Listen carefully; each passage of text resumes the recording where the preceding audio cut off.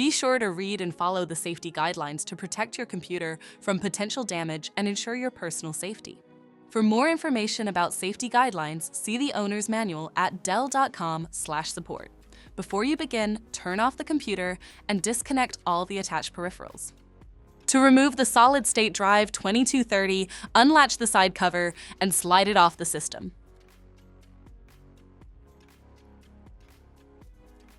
Unlatch and remove the front bezel from the system. Find the hard drive assembly and disconnect the cables. Lift the assembly out of the system. Identify the HDD and optical drive bracket. Disconnect the cable and unlatch it to remove the bracket from the system. Flip the bracket over and disconnect the two cables. Lift it out of the system.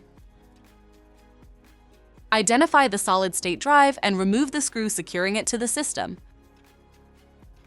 Lift the drive up and away from the system.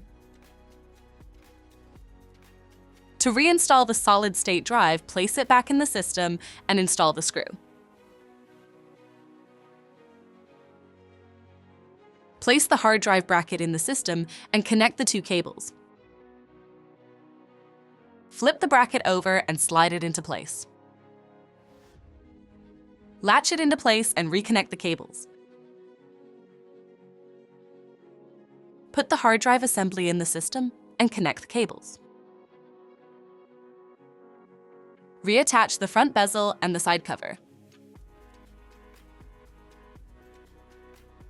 For more information about your Dell system, visit dell.com/support.